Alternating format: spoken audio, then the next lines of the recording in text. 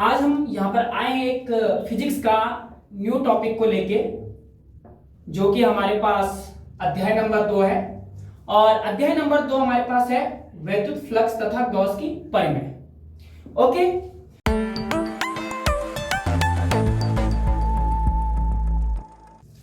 Hello friends, welcome back my YouTube channel and welcome back my new video. So friends, आज हम यहाँ पर आए हैं एक फिजिक्स का न्यू टॉपिक को लेके, जो कि हमारे पास अध्याय नंबर 2 है। और अध्याय नंबर 2 हमारे पास है वैद्युत फ्लक्स तथा गॉस की परिमेय। ओके, तो फ्रेंड्स सबसे पहले हम यहाँ पर ऑलरेडी मैं जो क्लासेस यहाँ पर ट्यूशंस के अंदर देता हूँ, तो उसमें हमारे पास जो कुमार मित्तल की जो किताब है उस बुक से हम यहाँ पर बच्चों को पढ़ाते हैं। तो उस बुक से हमारे पास दूसरा चैप्टर आज क्लियर होने जा रहा है। तो मैं यहाँ पर आप लोगों को भी मतलब वहीं से स्टार्ट कर रहा हूँ और कंटिन्यू अब वीडियोस आप लोगों तक मतलब हम अवेलेबल करवाएंगे। तो फ्रेंड्स सबसे पहले ये है कि देखो, आप लोग अच्छे से सपोर्ट कीजिए और ज्यादा से ज्यादा चैनल को सब्सक्राइब कीजिए, ठीक है, और ज्यादा से ज्यादा वीडियो को एक दूसरे तक शेयर कीजिए। सो फ्रेंड्स चलो आज हम स्टार्ट करते हैं एक नया टॉपिक, और टॉपिक है हमारे पास गॉस के नियम के अनुप्रयोग। ठीक है, यानी कि देखो अभी थोड़ा सा प्रॉब्लम्स आप लोगों को हो सकती है यहाँ पर, ठीक है, क्योंकि देखो हर एक चीज, कोई सा भी सब्जेक्ट हो, चाहे आपके पास मैथ्स हो, चाहे आप फिजिक्स में काम कर रहे हो, चाहे आप केमिस्ट्री पढ़ रहे हो, किसी भी सब्जेक्ट को लर्न करने के लिए आपका उस चैप्टर का फंडामेंटल कॉन्सेप्ट क्लियर होना बहुत जरूरी है। जैसे कि अभी हम यहाँ पर वैद्युत फ्लक्स और गॉस परिमेय जो हम पढ़ रहे हैं, तो सबसे पहले आपका इसका फंडामेंटल कॉन्सेप्ट क्लियर होना बहुत जरूरी है। तो जो हमारे पास यहाँ पर बच्चे आते हैं अभी ट्यूशंस के अंदर, तो उनको तो हमने ऑलरेडी बता रखा है, बट आज हम यहाँ पर जो टॉपिक स्टार्ट कर रहे हैं वो हमारे पास एक न्यू टॉपिक होगा, और मैं कोशिश करूंगा यहाँ पर आप लोगों को वो पूरा टॉपिक अच्छे से क्लियर करवाने का। तो जहां पे आप लोगों को समझ में ना आए तो आप लोग कमेंट बॉक्स में कमेंट कर सकते हो, और फिर मैं वहां पर उस टॉपिक से रिलेटेड एक दूसरी वीडियो बनाऊंगा और अपने चैनल पर हम उसको अपलोड कर देंगे।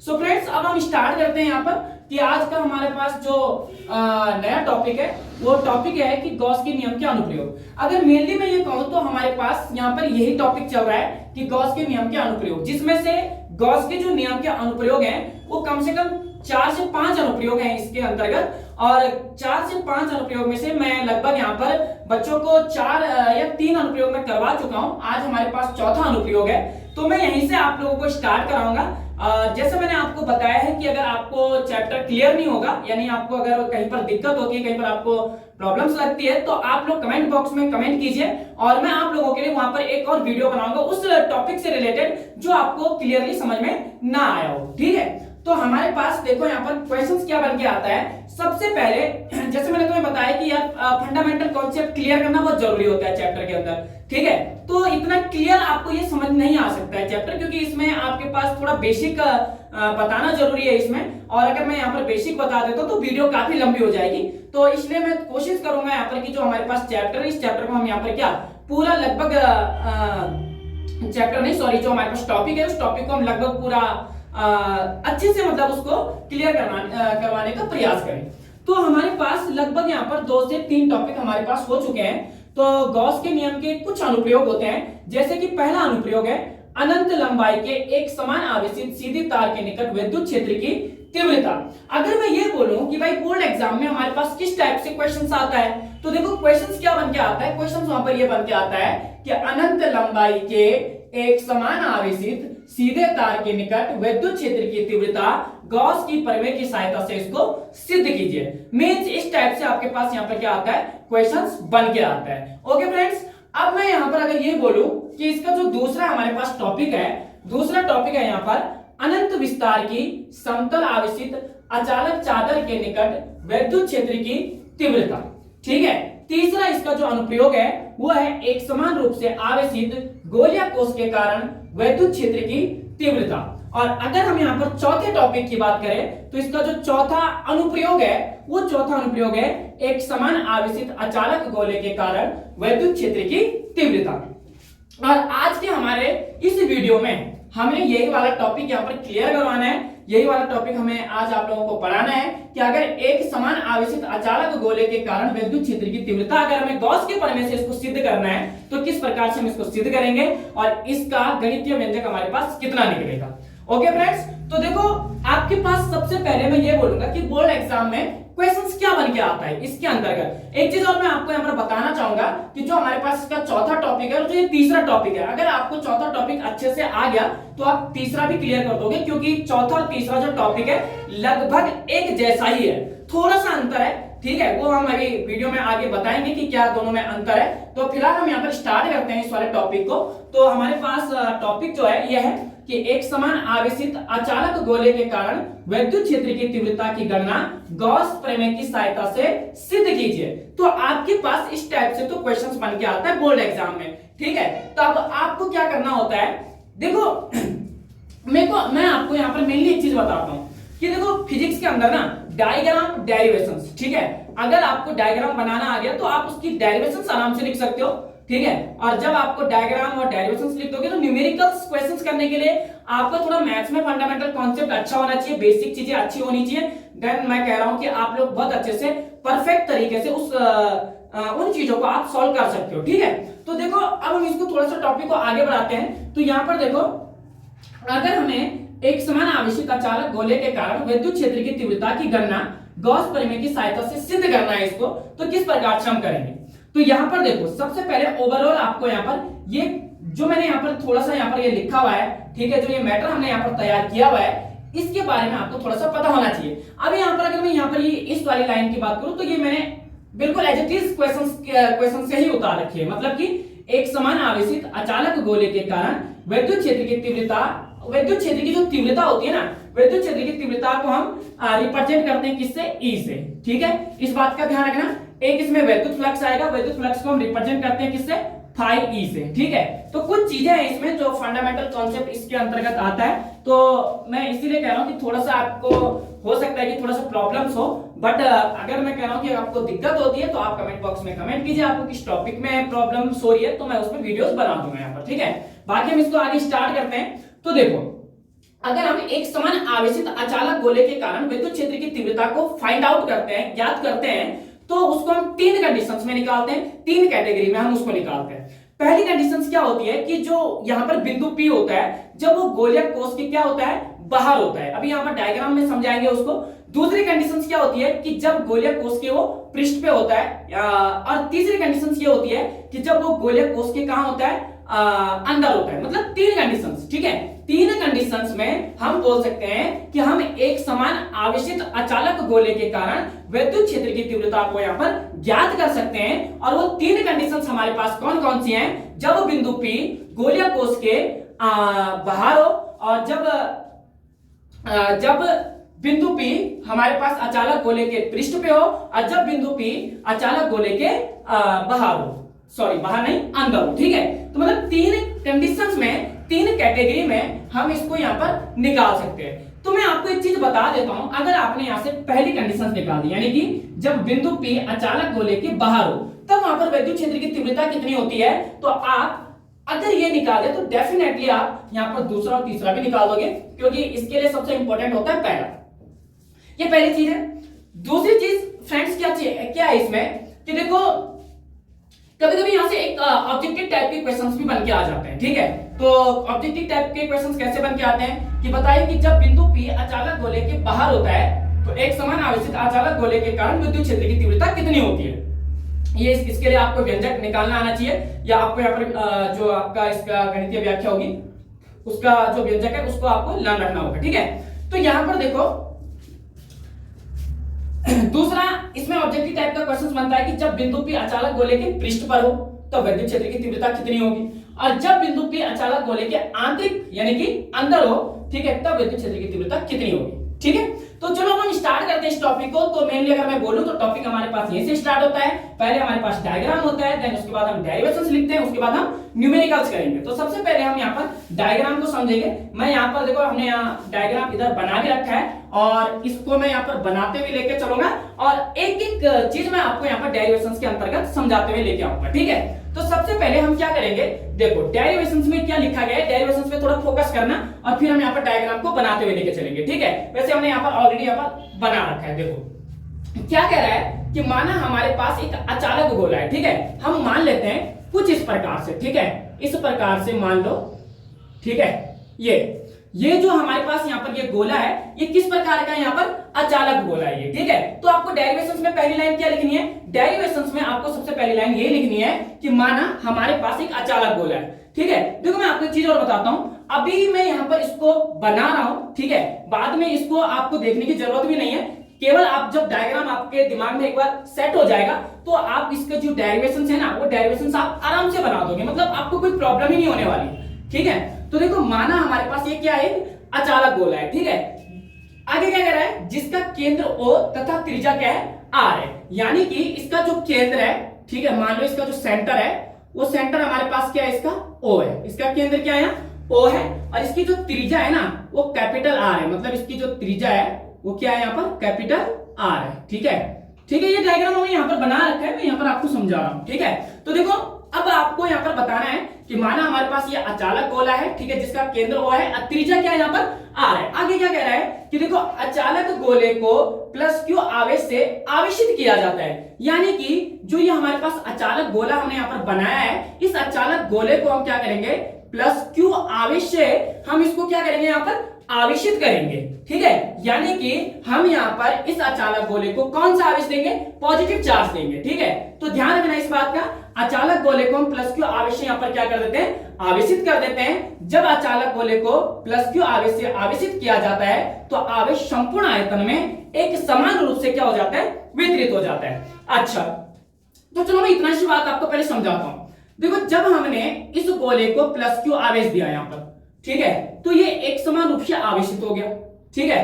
अब जब ये एक समान रूप से आवेशित हो जाता है तो क्या कह रहा है कि जब अचालक गोले को हम प्लस Q आवेश से आवेशित करते हैं, ठीक है, तो जो आवेश होता है ना, वो इसके संपूर्ण आयतन पर, ठीक है, संपूर्ण आयतन पर मींस कि यहाँ पूरे पे टोटल इसकी बात कर रहा है, ठीक है, जितना भी इसका आयतन होगा, यहां पर ये क्या हो जाता है, समान रूप से क्या हो जाता है, वितरित हो जाता है, या समान रूप से ये क्या होता है, फैल जाता है। क्लियर हो रही है इतनी बात, ठीक है। सबसे पहले आपको ये चीजें समझनी है। देखो जितना हमने बनाया है मैं आपको एक बार और से समझाता हूं। यहां पर देखो माना कि हमारे पास ये एक गोलीय कोष है, ठीक है, या आप ऐसा बोल सकते हो कि मान लो कि हमारे पास क्या है, अचालक गोला है जिसका केंद्र O है और त्रिज्या हमारे पास क्या है, कैपिटल R है, ठीक है। अब हम क्या कर रहे हैं, इस अचालक गोले को प्लस Q आवेश से आवेशित कर रहे हैं। जब हम इसको प्लस Q आवेश से आवेशित करते हैं तो जो आवेश होता है वो इसके आयतन पर एक समान रूप से क्या हो जाता है, वितरित हो जाता है, मतलब कि एक समान रूप से क्या होता है, वहां पर फैल जाता है। क्लियर हो रहा है, ठीक है। जहां पर दिक्कत होगी तो आप मेरे को पूछ सकते हो, कोई दिक्कत नहीं है, कमेंट करो आप लोग, ठीक है, कमेंट बॉक्स आपके लिए बना हुआ है, ठीक है। बाकी देखो जैसे जैसे हमने डायग्राम बनाए वैसे वैसे आपको डेरिवेशन से लिखनी है, ठीक है। सपोज मान लो कि अगर ये 4 नंबर का क्वेश्चन है ना, सो आपको डायग्राम और डेरिवेशन में 2 नंबर मिल जाएगा, क्योंकि 2 नंबर इसका न्यूमेरिकल्स का लगेगा। बात समझ में आ रही है? तो थोड़ा सा चीजों को क्लियर करते हुए लेके चलो, तो कुछ भी टफ नहीं है। फिजिक्स बहुत ही इंपॉर्टेंट, बहुत ही इंटरेस्टिंग सब्जेक्ट है, ठीक है। बस थोड़ा सा ये है कि आप अगर आप उसको अच्छे से क्लियर कर रहे हो तो आपको तभी ज्यादा बेहतर समझ में आएगा। आप अगर उसमें इंटरेस्ट ले रहे हो तभी आपको अच्छे से क्लियरली समझ में आएगा। ओके, अब हम इसको थोड़ा सा आगे लेके चलते हैं। तो मैं एक बार और थोड़ा सा डेरिवेशंस को रिपीट कर देता हूं, ठीक है, कि मान लो कि हमारे पास एक अचालक गोला है, ठीक है, जिसका केंद्र O है और त्रिज्या क्या है इसकी R है। इसको हमने यहाँ पर प्लस Q आवेश से आवेशित कर रखा है, और जब हम इसको प्लस Q आवेश देते हैं तो जो इसका आयतन है यहाँ पर, इसके आयतन पर ये संपूर्ण रूप से क्या हो जाता है, एक समान रूप से वितरित हो जाता है। कौन? प्लस Q आवेश। ओके, ये हमने अभी तक पढ़ा है, ये हमने यहाँ पर डेरिवेशंस में लिखी हुई। आगे क्या कह रहा है कि देखो बिंदु O से R दूरी पर स्थित एक बिंदु P है, जिस पर हमें विद्युत क्षेत्र की तीव्रता E की हमें यहाँ पर क्या करनी है, गणना करनी है। अब मैं तुम्हें थोड़ा सा यहाँ पर एक चीज और बताता हूं। देखो यानी कि इस O बिंदु से और यहां पर, ठीक है, थोड़ा सा बाहर ले आओ इसको, कोई दिक्कत नहीं है, यहां पर ले आओ, ठीक है, या इधर कर लो यहां पर, ठीक है। यहां से O बिंदु से और यहां के बीच का जो डिस्टेंस है ना फ्रेंड्स, वो R है। O से यहां के बीच का जो डिस्टेंस है वो R है, और यहां पर हमारे पास कौन सा बिंदु है, बिंदु P है, और इस बिंदु P पे हमें क्या निकालनी है, विद्युत क्षेत्र की तीव्रता निकालनी है, यानी कि वेक्टर ई निकालनी है। और मैंने तुम्हें बताया है कि विद्युत क्षेत्र की तीव्रता को हम रिप्रेजेंट करते हैं किससे, ई से। क्लियर हो रहा है ना? ठीक है, तो यहां पर देखो आपको क्या बताना है, थोड़ा सा डेरिवेशन आगे बढ़ाते हैं कि माना कि हमारे पास एक अचालक गोला है, ठीक है। इस अचालक गोले में हमारे पास इसकी जो त्रिज्या है वो आर है, इसका जो केंद्र है वो है, ठीक है। इस अचालक गोले को हमने प्लस क्यू आवेश से आवेशित कर रखा है। जब हम इसको प्लस क्यू आवेश देते हैं तो इसके संपूर्ण आयतन पर ये एक समान रूप से क्या हो जाता है, वितरित हो जाता है, ठीक है। उसके बाद हम बोलेंगे बिंदु ओ से आर दूरी पर स्थित एक बिंदु पी है और इसी बिंदु पी पर हमें विद्युत क्षेत्र की तीव्रता ई को ज्ञात करना है। क्लियर हो रहा है इतना? ठीक है, अगर इतनी चीज आपने अपने एग्जाम में भी तैयार कर लिया, डायग्राम और डेरिवेशंस, तो आपके 2 से 3 नंबर अच्छे से क्लियरली आ जाएंगे, ठीक है। आगे देखो क्या कह रहा है, अब यहां पर थोड़ा सा एक लाइन और बोला है कि इस गोले के सकेंद्रीय मानकर इसके चारों ओर एक गॉसियन पृष्ठ खींचा जाता है, ठीक है, तथा इसके किसी एक भाग पर हम अल्प पृष्ठ डीए की क्या करते हैं, परिकल्पना करते हैं। देखो मैं बताता हूं कैसे।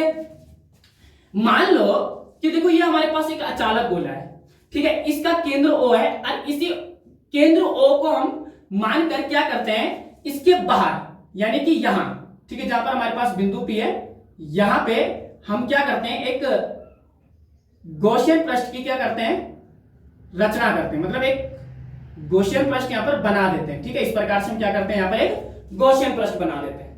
बात समझ में आ रही? ठीक है, यानी कि इसका केंद्र मान के इसके चारों ओर हम क्या करते हैं, एक गॉसियन पृष्ठ का निर्माण कर देते हैं, एक गॉसियन पृष्ठ को खींच देते हैं। क्लियर हो रहा है?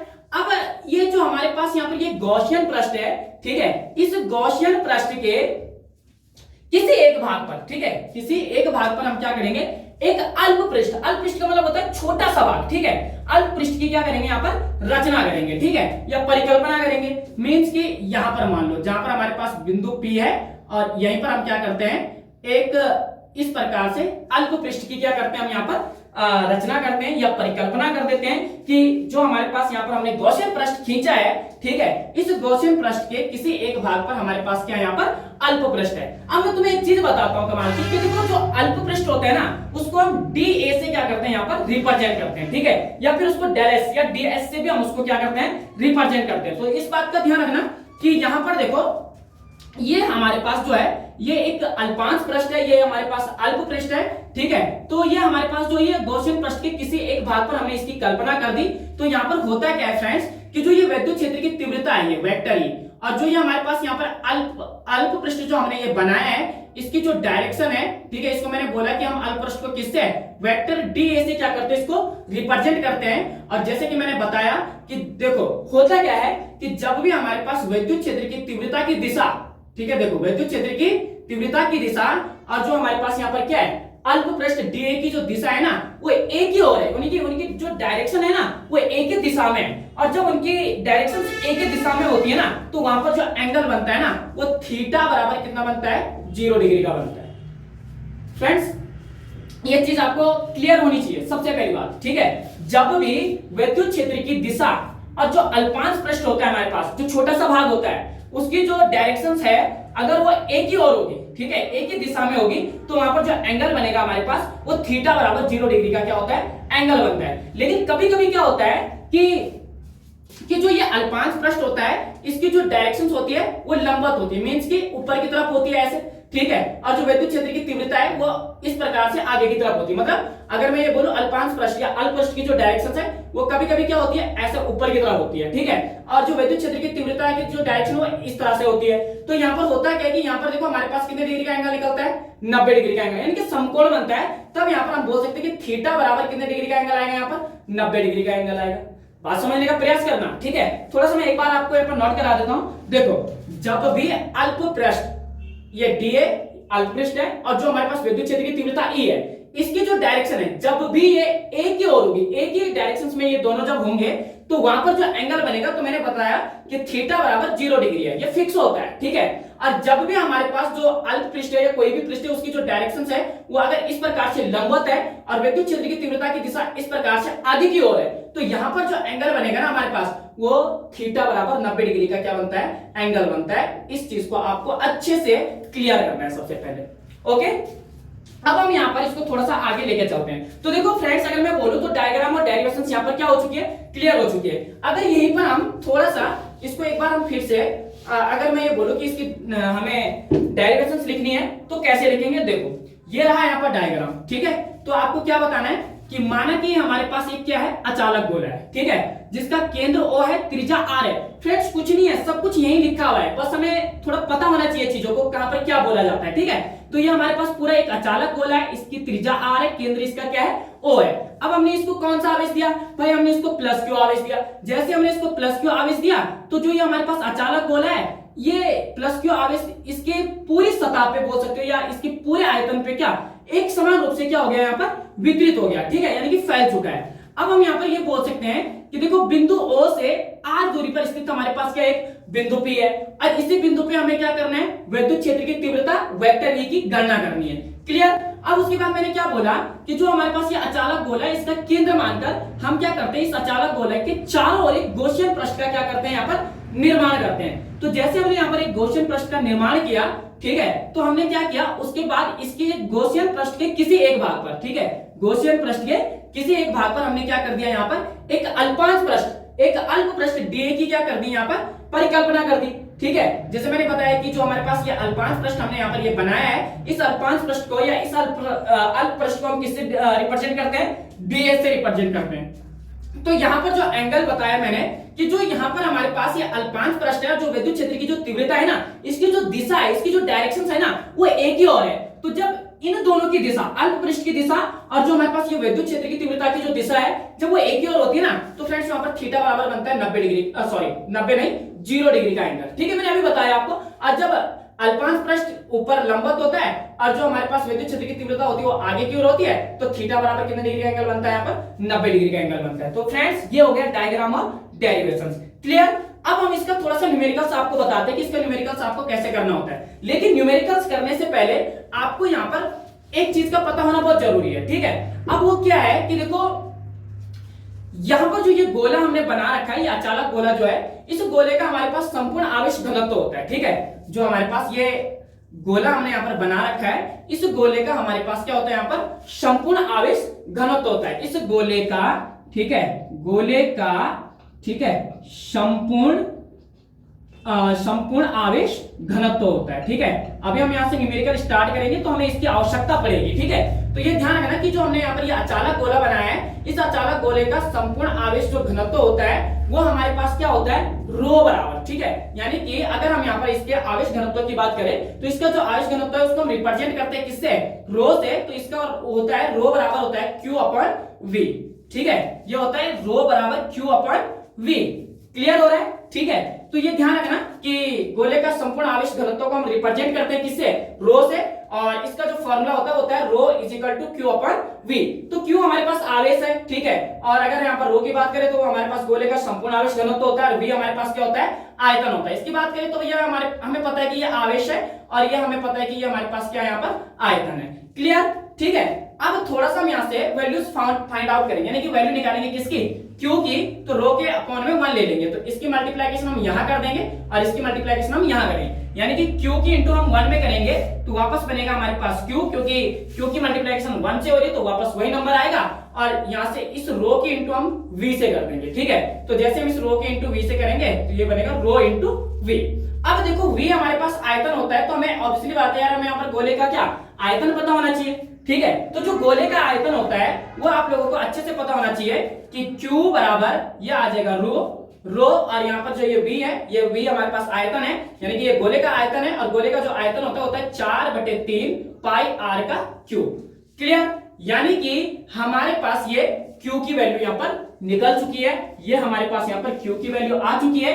और जब हम इस न्यूमेरिकल्स को आगे करेंगे तो वहां पर हमें इसकी बहुत ज्यादा आवश्यकता पड़ने वाली है। सो फ्रेंड्स, अगर आप लोग इसका स्क्रीनशॉट लेना चाहते हो तो आप लोग इसको अच्छे से वीडियो को रोक के और इसका स्क्रीनशॉट ले सकते हो, क्योंकि इसकी हमें अभी आवश्यकता पड़ेगी और मैं इसको अभी यहाँ से क्लीन करने वाला हूँ। बाकी यहाँ से मैं आपको समझा देता हूँ। ये देखो यहाँ पर ये डायग्राम बना रखा है, जो डायग्राम हमने यहाँ पर बनाया था ये यहाँ पर भी बना रखा है। बाकी यहाँ से इसकी डेरिवेशंस लिखी हुई है, यहाँ से लेके यहाँ तक, और फिर थोड़ा सा यहाँ से लेके यहाँ तक है, ठीक है। थोड़ा सा आप कंफ्यूज मत होना, पहले डायग्राम है फिर यहाँ से ये डेरिवेशन है, ठीक है। ये पूरी डेरिवेशन है यहाँ पर, और उसके बाद यहां से लेके यहां तक, ये पूरी क्या है हमारे पास डेरिवेशन है। बात समझ में आ रही है? अब थोड़ा सा हम इसको क्या कर देते हैं, यहां से रब कर देते हैं, ठीक है, इसको हटा देते हैं और इसको थोड़ा सा इसका जो न्यूमेरिकल है उसको हम आगे बढ़ाते हैं, ठीक है।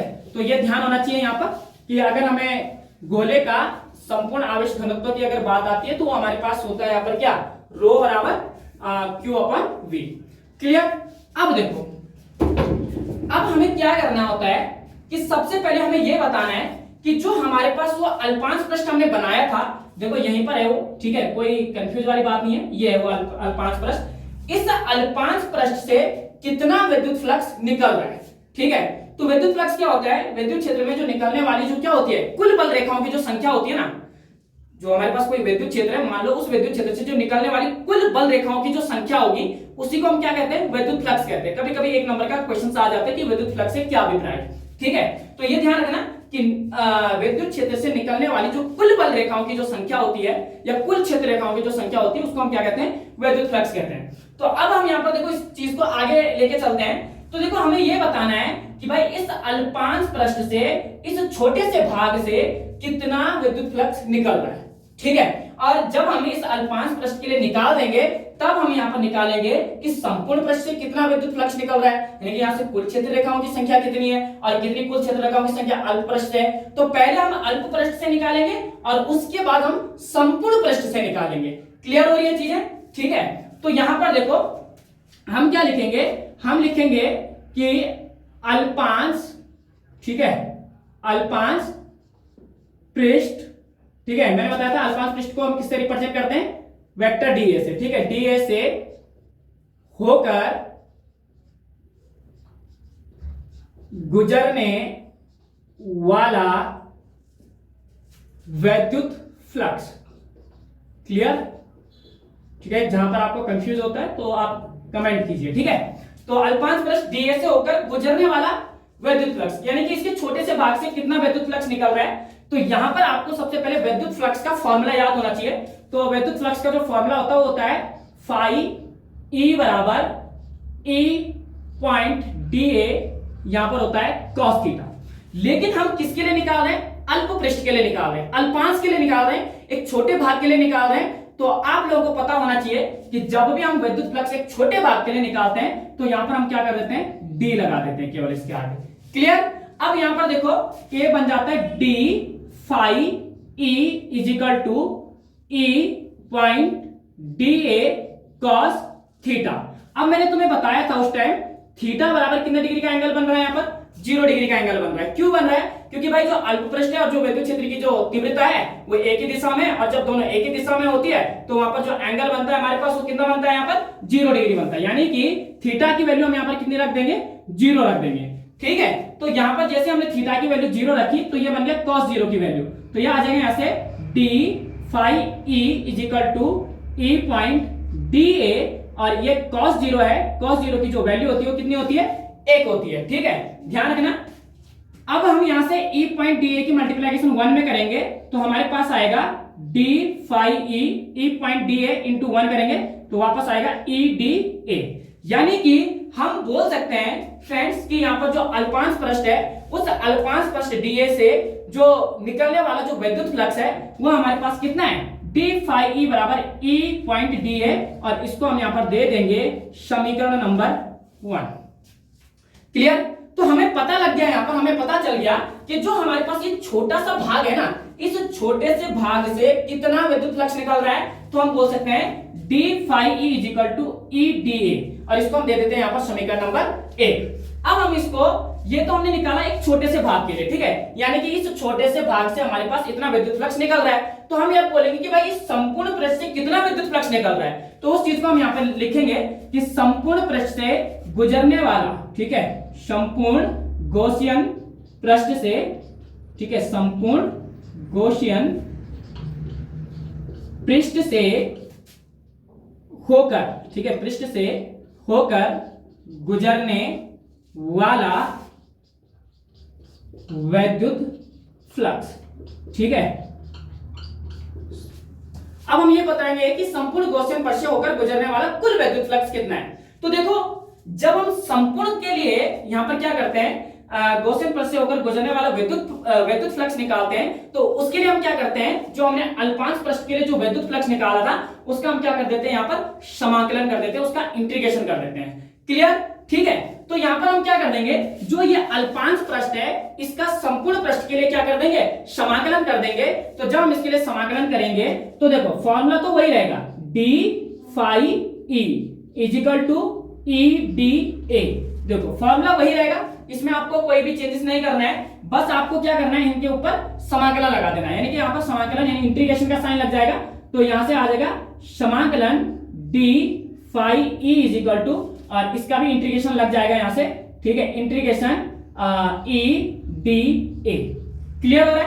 देखो ठीक है, दोनों के ऊपर क्या लग जाता है, समाकलन लग जाता है। अब जो हमारे पास यहाँ पर d phi e है, इस d phi e का जो समाकलन निकलता है वो phi e निकलता है, यानी कि हम बोल सकते हैं कि ये d phi e, तो इसका जो समाकलन होता है वो कितना निकलता है, phi e निकलता है। इतना आपको पता होना चाहिए। तो यहाँ पर हम इस d phi e का जो इंटीग्रेशन निकालेंगे वो निकालेंगे phi e is equal to, ठीक है। अब यहां से e जो है ना ये कांस्टेंट है, ठीक है, क्योंकि ये हमारे पास विद्युत क्षेत्र की तीव्रता होती है, तो यहाँ पर इंटीग्रेशन यहां से हटा देंगे और जो अब समाकलन चलेगा वो केवल और केवल किसके ऊपर, dA के ऊपर चलेगा। तो e से यहां से हट जाएगा, तो ये आ जाएगा e, इंटीग्रेशन में आ जाएगा यहाँ पर dA। क्लियर हो रहा है? ठीक है। अब हमें यहाँ पर ये पता होना चाहिए कि जो ये इंटीग्रेशन dA है, ठीक है, जैसे यहाँ पर इसके इंटीग्रेशन की बात करें हम d phi की, तो phi होता है, इसी प्रकार से इंटीग्रेशन dA का इंटीग्रेशन क्या होता है हमारे पास, तो वो चीज आपको यहाँ पर बहुत अच्छे से पता होनी चाहिए। तो इसका जो इंटीग्रेशन होता है हमारे पास वो होता है 4 pi r स्क्वायर, ठीक है, ये इसका इंटीग्रेशन होता है। क्यों? क्योंकि गोले का जो पृष्ठीय क्षेत्रफल होता है ना वो 4 pi r स्क्वायर होता है। तो आपको उस चीज में ना पढ़ के आप सीधा ये पता रखो कि इंटीग्रेशन जो dA है यहाँ पर, इसका जो इंटीग्रेशन निकलता है वो 4 pi r स्क्वायर निकलता है। मींस हम इसको क्या कर सकते हैं, हम इसको लिख सकते हैं phi e बराबर e, और जहां पर देखो इंटीग्रेशन dA है ना, इसकी प्लेस पे आ जाएगा 4 pi r स्क्वायर। क्यों ऐसा हुआ? क्योंकि हमें पता है कि इंटीग्रेशन d phi e का जो इंटीग्रेशन होता है वो phi e निकलता है, और जो हमारे पास यहाँ पर इंटीग्रेशन dA होता है इसका जो इंटीग्रेशन निकलता है वो 4 pi r स्क्वायर निकलता है, इसलिए हमने यहाँ पर ऐसा किया। तो अब हम बता सकते हैं यहाँ पर कि जो हमारे पास ये संपूर्ण गॉसियन पृष्ठ है, तो इस संपूर्ण गॉसियन पृष्ठ से होकर जो गुजरने वाला विद्युत फ्लक्स है वो हमारे पास कितना है, यहाँ पर phi e बराबर e 4 pi r स्क्वायर है। क्लियर हो रहा है चीजें इतनी? ठीक है। तो यहाँ पर इसको आप दे दो यहाँ पर समीकरण नंबर 2। क्लियर? तो ये आ गई समीकरण 1, ये आ गई यहाँ से समीकरण नंबर 2। अब हम इसको थोड़ा सा आगे करेंगे, ठीक है। आपको अगर स्क्रीनशॉट लेना है तो आप यहाँ से स्क्रीनशॉट ले सकते हो, ठीक है। बाकी हमने यहाँ पर कर रखा है न्यूमेरिकल्स, ठीक है। तो अब हम इस चीज को थोड़ा सा आगे लेके चलेंगे, ठीक है। तो यहाँ पर जब हम आगे लेके चलेंगे तो मैं इसको थोड़ा सा रफ कर लेता हूँ, ठीक है, ताकि हम इसको अच्छे से क्लियर समझ सके, ठीक है। तो यहाँ से हम इसको ऊपर से हटा देते हैं, ठीक है, क्योंकि इसकी हमें बार बार अभी जरूरत पड़ेगी यहाँ पर, तो इसको ऊपर से हटा देते हैं, ठीक है।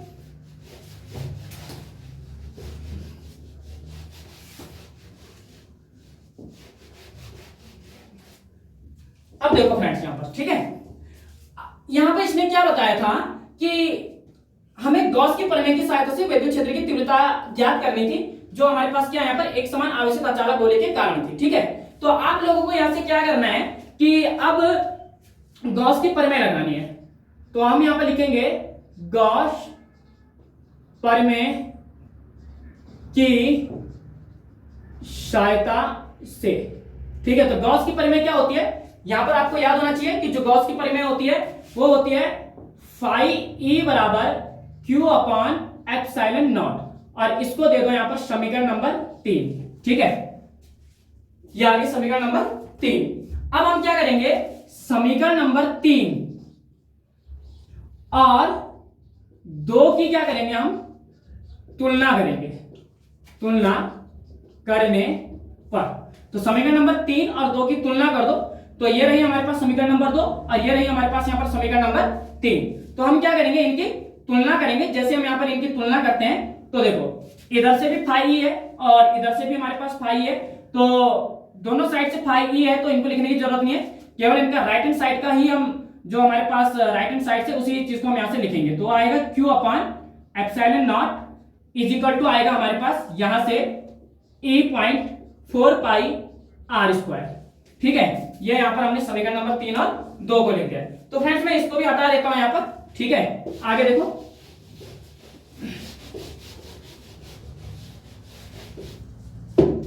अब हमें यहां से क्या करना होता है कि जो हमारे पास ये Q है, Q अपन एप्सिलॉन नॉट बराबर E.4 पाई आर स्क्वायर है। तो हमें यहां से विद्युत क्षेत्र की तीव्रता E निकालनी है ना।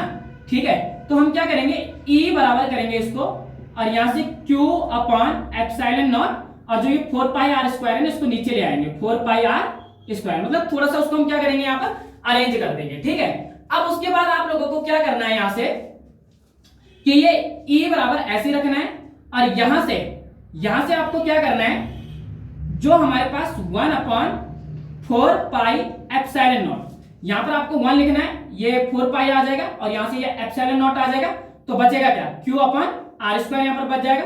तो यहां पर लिख देंगे इनटू में Q अपॉन आर स्क्वायर, और इसको यहां पर आप देख सकते हो समीकरण नंबर 4। ठीक है, बस थोड़ा सा उसको अरेंज करना होता है। ठीक है, अब आपको यहां पर क्या करना है, Q की वैल्यू मैंने आपको बताई थी जब हमने यहां पर गोले का संपूर्ण आवेश घनत्व मैंने बताया था, तो आपको कुछ देर पहले बताया था Q हमारे पास होता है रो बराबर Q अपॉन V। तो हमने यहाँ पर Q की वैल्यू निकाली थी, तो Q की वैल्यू हमारे पास यहाँ पर मैंने लिखी हुई भी है।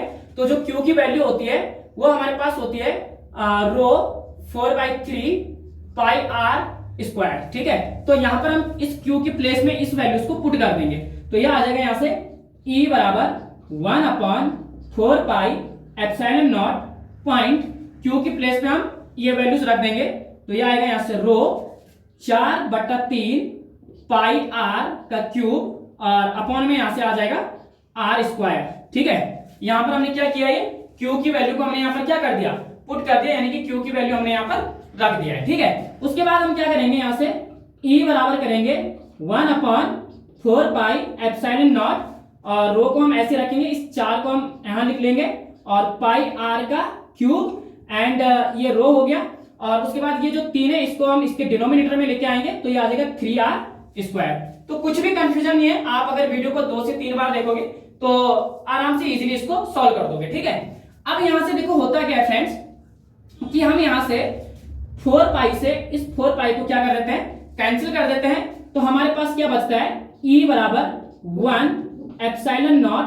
ठीक है, पॉइंट यहां से आएगा रो, और ये आ गया हमारे पास यहां से कितना, r की पावर 3, और यहां से आ जाएगा ये 3r स्क्वायर। इतना समझ में आया। अब आपको यहां से क्या करना होता है फ्रेंड्स कि देखो, अगर मैं ये बोलूं कि यहां पर हमारे पास कितना है r स्क्वायर, और यहां पर हमारे पास कितना है r की पावर 3, तो इस r स्क्वायर से इस r की पावर 3 को हम यहां पर कैंसिल आउट करेंगे।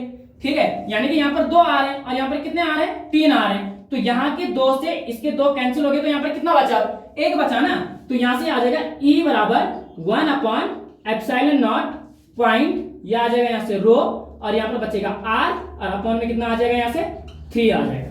क्लियर हो गया चीजें। ठीक है, अब आपको यहां पर क्या करना है, इस रो को 1 की प्लेस में लिख लेना है, तो ये आ जाएगा E बराबर, यहां से आएगा रो अपॉन एप्सिलॉन नॉट पॉइंट, रो अपॉन एप्सिलॉन नॉट पॉइंट, यहां से बच जाएगा हमारे पास r, और अपॉन में 3। ठीक है, तो यहां देखो फ्रेंड्स, ये निकल चुका है हमारे पास। ठीक है, ये निकल चुका है कि जब बिंदु P अचानक गोले के क्या होता है, बाहर होता है, तो जब बिंदु P अचानक गोले के बाहर होता है, तब वहां पर जो विद्युत क्षेत्र की तीव्रता होती है ना फ्रेंड्स, वो E is equal to rho upon epsilon naught point r upon कितनी होती है, 3 होती है। Clear, okay. आप यहां पर एंडिंग में ये भी लिख सकते हो, अतः जब बिंदु P अचानक गोले के क्या होता है, बाहर होता है, तब विद्युत क्षेत्र की तीव्रता E बराबर रो upon epsilon naught point r upon 3 होती है। ठीक है, अब यहां पर देखो थोड़ा सा, ये तो हमने निकाला कि जब बिंदु P अचानक गोले के बाहर हो, जब बिंदु P अचानक गोले के पृष्ठ पे हो, यानी कि देखो ये बिंदु P यहां पर है, ठीक है, यानी कि ये तो बाहर है अभी, और अगर इस बिंदु P को मैं क्या कर दूं, ठीक है, इस बिंदु P को अगर मैं कहां ले आऊं, इस अचानक गोले के पृष्ठ पे ले आऊं, मतलब पृष्ठ यानी कि यहां पर ले आऊं, तो यहां पर विद्युत क्षेत्र की तीव्रता कितनी हो जाती है, तो ध्यान रखना कि जब बिंदु P अचानक गोले के पृष्ठ पे हो, ठीक है, जब, यानी हम सेकंड के लिए निकाल रहे हैं, तो जब बिंदु P अचानक गोले के पृष्ठ पर होता है, ठीक है, तब विद्युत क्षेत्र की तीव्रता, ठीक है, तब विद्युत क्षेत्र की तीव्रता कितनी होती है? तो ध्यान रखना है यहां पर, ठीक है, जब बिंदु P अचालक गोले के पृष्ठ पर होता है तो विद्युत क्षेत्र की तीव्रता हो जाती है capital R is equal to small r, ठीक है, यानी कि जहां पे आपके पास ये वाला R है ना, बस आपको यहां पर कैपिटल R यूज कर लेना है, तो आपके पास यहां पर निकल जाएगी, जब बिंदु P अचालक गोले के क्या पृष्ठ पर होता है तो विद्युत क्षेत्र की तीव्रता R is equal to R हो जाता है, यानी कि capital R is equal to small r हो जाता है, यानी कि हम इसको लिख सकते हैं E बराबर, ठीक है, रो एप्सिलॉन नॉट पॉइंट, और जो ये R है इसकी प्लेस पे हम कैपिटल R लिखेंगे और अपॉन में 3 आ जाएगा, तो ये निकल गया हमारे पास। क्लियर हो रही है चीजें, ठीक है, तो ये हम बोल सकते हैं कि जब बिंदु P अचालक गोले के क्या पृष्ठ पर होता है तब हमारे पास विद्युत क्षेत्र की तीव्रता E बराबर रो upon epsilon naught point R upon कितना होता है? 3 होता है। क्लियर, तो ये यहाँ पर फर्स्ट के लिए है, ये यहाँ पर सेकंड के लिए निकल रहा, और ये यहाँ पर तीसरी कंडीशन है कि जब बिंदु P अचालक गोले के क्या आंतरिक बिंदु पर हो, यानी कि अगर इसके अंदर हो, यानी कि इस अचालक गोले के कहां यहाँ पर इस वाले भाग पे हो, तो विद्युत क्षेत्र की तीव्रता कितनी होती है? उतनी ही होती है जितने उसके बाहरी पृष्ठ पे होती है। तो बाहरी वाले पृष्ठ पे कितना था, यानी कि बाहरी पृष्ठ पे कितना था? रो upon epsilon naught point R upon 3, तो इसके अंदर भी कितनी होती है? तीसरी कंडीशन में भी यही होती है, ठीक है, तो यानी कि जब बिंदु P आंतरिक पृष्ठ पे हो, यानी कि अंदर की ओर हो, तो यहाँ पर विद्युत क्षेत्र की जो तीव्रता है वो E बराबर rho epsilon naught point R upon 3 होती है। देखो फ्रेंड्स, ये निकल गया हमारे पास तीनों कंडीशंस में। क्लियर, तो देखो अगर आप इसको अच्छे से करते हो ना तो कोई दिक्कत नहीं है, ठीक है, बस मैं कह रहा हूं कि थोड़ा बेसिक चीजें क्लियर होनी चाहिए, और थोड़ा मैंने यही गलती की है कि आज बेसिक नहीं बताया, ठीक है, इस चैप्टर का, तो अगर मैं बेसिक बता देता तो और भी अच्छे से आप इस चैप्टर इस टॉपिक को और भी अच्छे तरीके से क्लियर कर सकते थे। तो यहां से देखो ऑब्जेक्टिव टाइप के क्वेश्चंस कैसे बन के आते हैं आपके पास, कि जब बिंदु P अचालक गोले के बाहर होता है तो विद्युत क्षेत्र की तीव्रता कितनी होती है? तो E बराबर रो upon epsilon naught point R upon 3, और जब बिंदु P अचालक गोले के पृष्ठ पर होता है, तो जब पृष्ठ पे होता है तो विद्युत क्षेत्र की तीव्रता R is equal to R हो जाती है, यानी कि capital R is equal to small r हो जाती है, तो E is equal to P upon P नहीं, rho upon epsilon naught point, यहां पर कैपिटल R आ जाएगा, अपॉन में आ जाएगा 3। और देखो अगर हमें जब बिंदु P अचालक गोले के कहां होता है? आंतरिक बिंदु पे होता है, यानी कि अंदर होता है, तो उतनी ही विद्युत क्षेत्र की तीव्रता होती है जितनी कि उसके बाहरी पृष्ठ पे होती है। ओके, क्लियर, ठीक है, मैं उम्मीद करता हूं कि आप लोगों को वीडियो पसंद आई होगी। ज्यादा से ज्यादा वीडियो को शेयर कीजिए और एक दूसरे तक वीडियो को क्या पहुंचाने का प्रयास कीजिए, ताकि हर एक स्टूडेंट्स को यहाँ पर चीजें क्लियर हो सके, ठीक है। तो मिलते हैं आपसे अब नेक्स्ट वीडियो के साथ।